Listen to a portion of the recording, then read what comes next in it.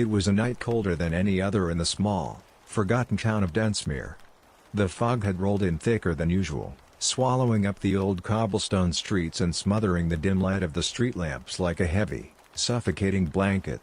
Every sound felt distant, every shape distorted in the gray mist that clung to everything, alive with an eerie pulse. Somewhere deep within this heavy veil of fog stood an ancient, crumbling mansion that few dared to approach and even fewer returned from.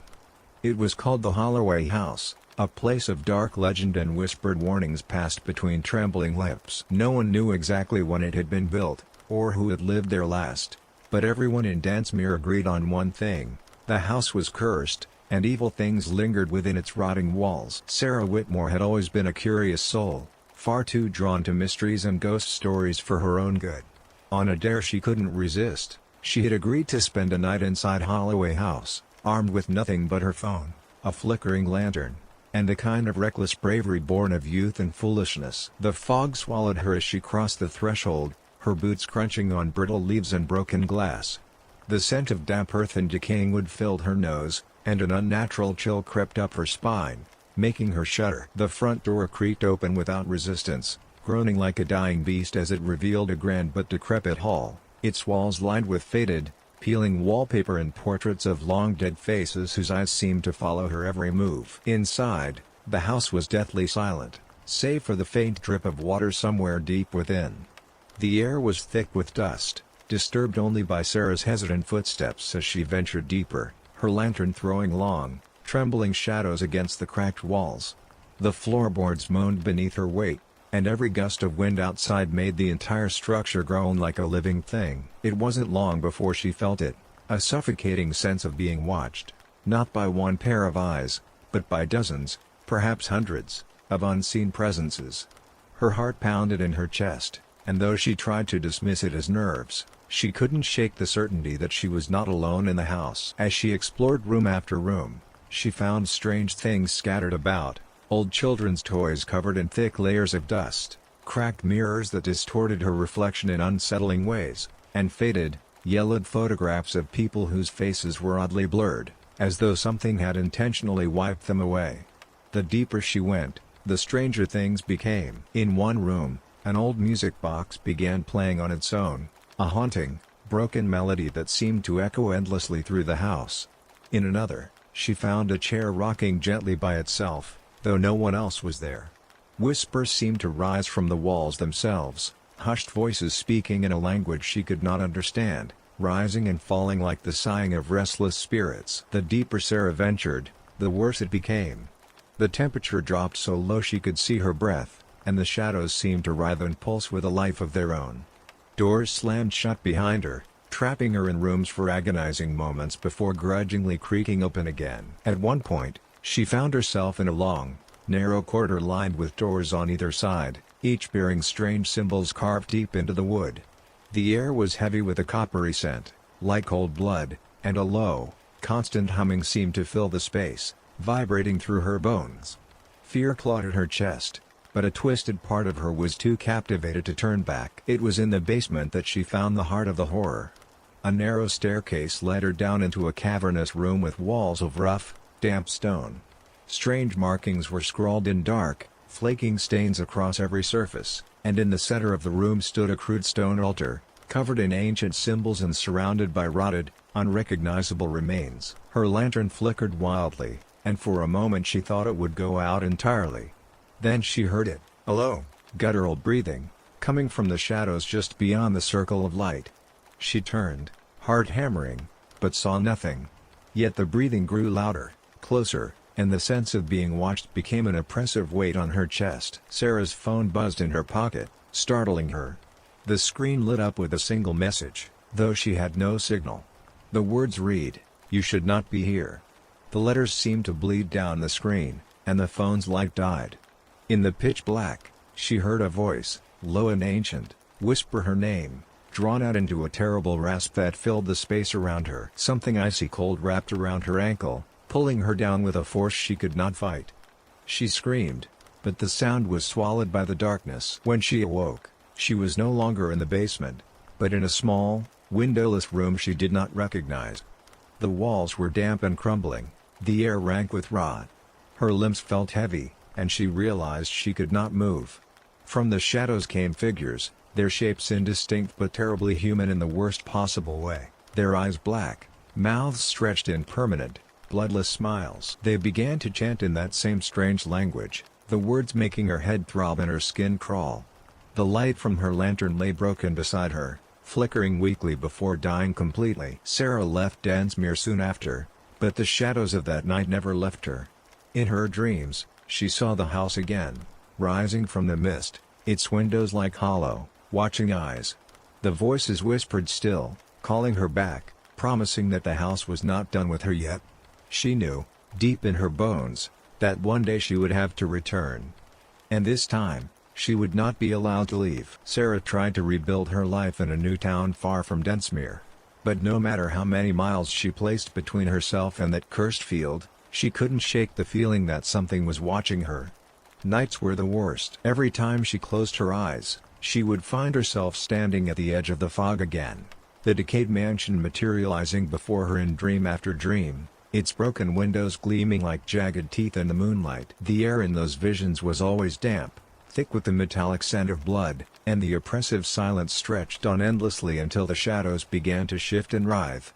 Sarah would wake up gasping for breath, her body slick with cold sweat, the memory of dry, cracked hands brushing against her skin lingering long after the nightmare had faded. Weeks turned into months, but the dreams never stopped.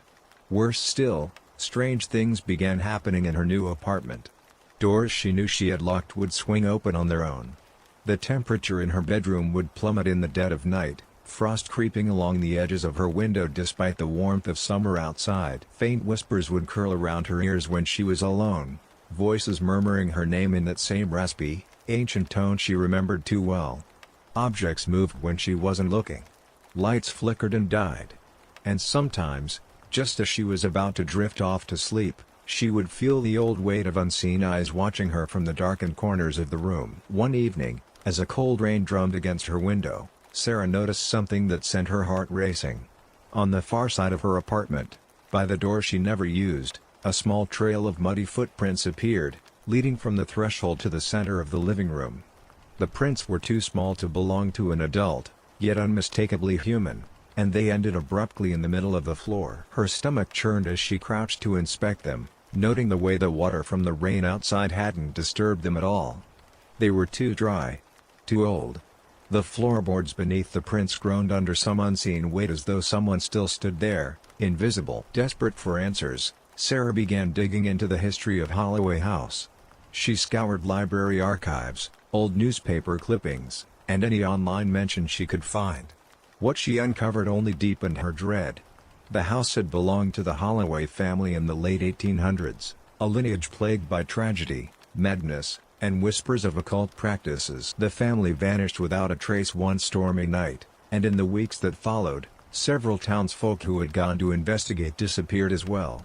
The house was said to have been built atop ancient burial grounds, a place cursed long before the Holloways claimed it. Ritualistic symbols had been carved into its foundation, and there were countless reports of people vanishing without a trace after stepping inside. The most chilling discovery came in the form of a faded, brittle photograph she found in an old article, showing the last known image of the Holloway family standing in front of the house.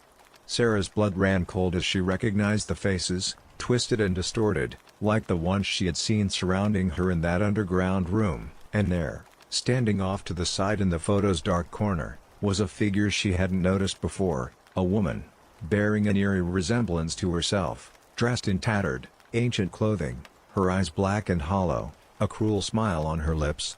The caption below the photograph read, "Unknown woman, identity unconfirmed." Paranoia gripped Sarah in its icy fingers. She began to see reflections in mirrors that didn't match her movements, shadows shifting behind her when no one was there. The dreams became more vivid, and the house in them seemed to grow, its halls longer, its rooms more grotesque. Faces she recognized from old photographs would appear in the windows, and the voices grew louder, their ancient chants now clear enough to make out words calling her back, promising to end the torment if she returned. Her waking life blurred with her dreams, and soon she could no longer tell which was which. One rainy night, Sarah's phone buzzed with a notification. It was a video message from an unknown number. Against her better judgment, she opened it. The screen displayed a shaky recording of Holloway House, now whole and towering, standing as though it had never decayed. The fog rolled thick around its base, and in the window of the topmost floor, a figure watched, its face obscured. The video cut abruptly, replaced by a single message, "It's time." The timestamp on the video read 1894. Convinced she was losing her mind, Sarah reached out to the only person she thought might believe her, an elderly paranormal researcher named Edmund Blake, whose obscure articles she had come across during her investigation. He agreed to meet her in a remote part of the countryside, away from the town and the cursed land. Edmund was a frail, haunted man, his skin lined by years of fear and sorrow. He listened intently as Sarah recounted her experiences, nodding gravely at details that would have seemed impossible to anyone else. When she finished, Edmund produced an ancient leather-bound journal, its pages filled with strange symbols and accounts of Holloway House's history, much of which had never been made public. According to Edmund, the Holloways were not merely practitioners of dark rites, but keepers of an ancient, malevolent entity bound to the land long before the house was built. They had fed it with blood and fear, binding it with rituals meant to contain it within the walls. But when the family vanished, the seal broke. The entity's hunger remained, and it would seek out those who wandered too close to its resting place. Edmund believed that Sarah, by stepping inside, had become marked, a vessel for the entity's return to the waking world. The dreams, the voices, the creeping horror in her life were signs of the tether strengthening. He warned her that if she did not sever the bond, she would eventually become part of the house itself, her soul trapped, her body used as a host. Determined to end the nightmare, Sarah and Edmund devised a plan. They would return to where Holloway House once stood and perform a ritual to seal the entity once more, this time without a house to contain it.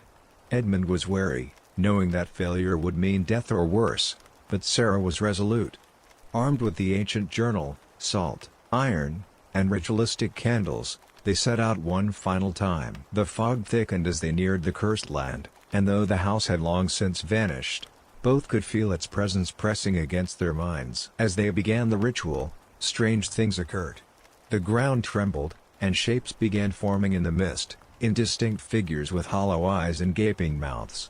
The chanting of long-dead voices rose around them, and the temperature plummeted.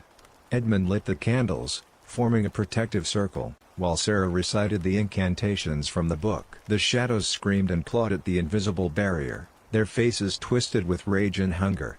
The wind howled, and the earth itself seemed to resist their efforts. Halfway through the ritual, Edmund faltered, his frail body succumbing to a sudden, unseen force.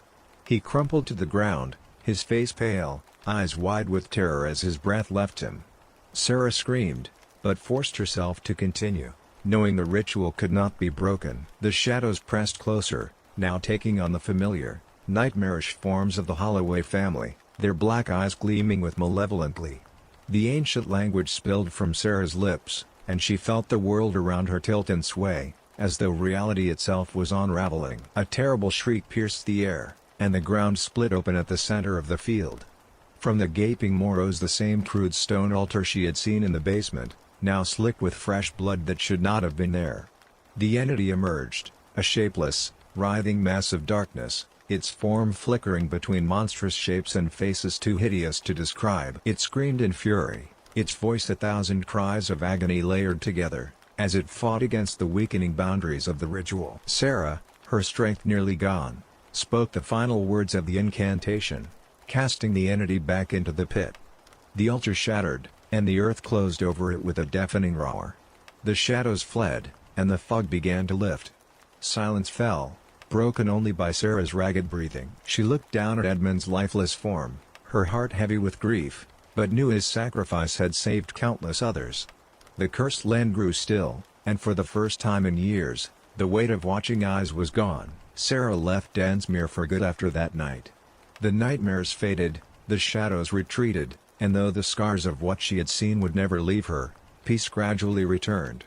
But somewhere deep within her, a small part of her knew that the evil was not truly gone, only sleeping, waiting for another foolish soul to disturb it once more. Years passed and Sarah tried to bury the horrors of Densmere beneath a life of quiet routine, But peace proved as fragile as the flickering flame of a lantern in the basement where evil had first reached for her. She settled into a small coastal town, its salt wind, laughter and rolling surf a balm to her frayed nerves. Yet every morning as she walked the shoreline she felt the slightest tug at the edges of her mind, an echo of distant chanting, the faint brush of icy fingers along her spine. One evening, drawn by some unseen compulsion, she ventured into a forgotten cove where jagged rocks loomed like sentinels and the tide whispered against seaweed's slick stones. There, half buried in damp sand, she discovered a piece of charred wood, scorched black and etched with the same cryptic symbols from the journal Edmund had given her. Her hands trembled as she traced the glyphs, dead embers of memory glowing in her mind, and she realized with a cold sickness that the ritual had never truly broken the bond, it had only postponed the darkness.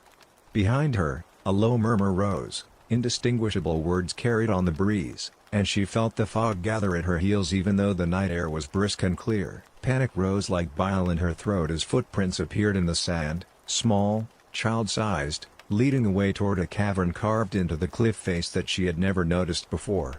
The cavern's entrance gaped like a hungry mouth, and from its black depths came that same hollow whisper calling her name.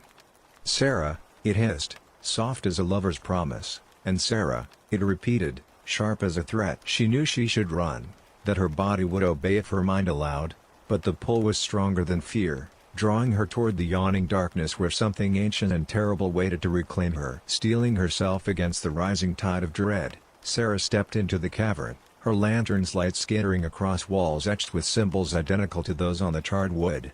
The air inside was damp and fetid, filled with the heavy scent of salt and decay, and every breath tasted like rust. Footsteps echoed behind her, though when she spun around the passage was empty, the darkness unbroken. She advanced deeper, the tunnel curving downward until the sea's roar faded into an oppressive silence, broken only by the distant drip of water. Shadows danced at the edge of her vision, coalescing into shapes that melted away when she looked directly at them, as if the cave itself were alive and watching. The walls widened into a vast chamber, its ceiling lost in shadow, and the ground was littered with fragments of pottery and bone. Symbols carved deep into the stone glowed faintly, pulsing like a heartbeat. Sarah's lantern flickered as a low hum resonated through the cavern, vibrating in her chest. She hesitated at the center, where a shallow basin carved into the rock was stained dark with ages-old blood. A sudden scraping noise made her whirl around, but she saw nothing, yet the hairs on her neck stood on end.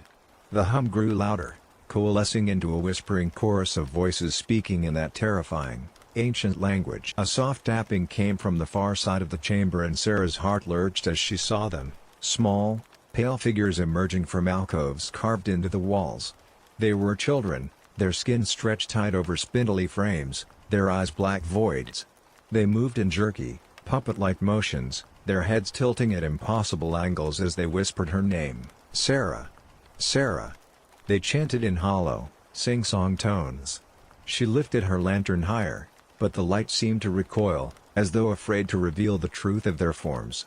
Frozen with fear, she watched as one knelt beside the basin, dipping a gnarled hand into the shadowy liquid and letting droplets fall to the floor. Desperate to reach them, Sarah lunged forward, but the lead child vanished into mist, along with the basin's contents, as though the blood had never been there.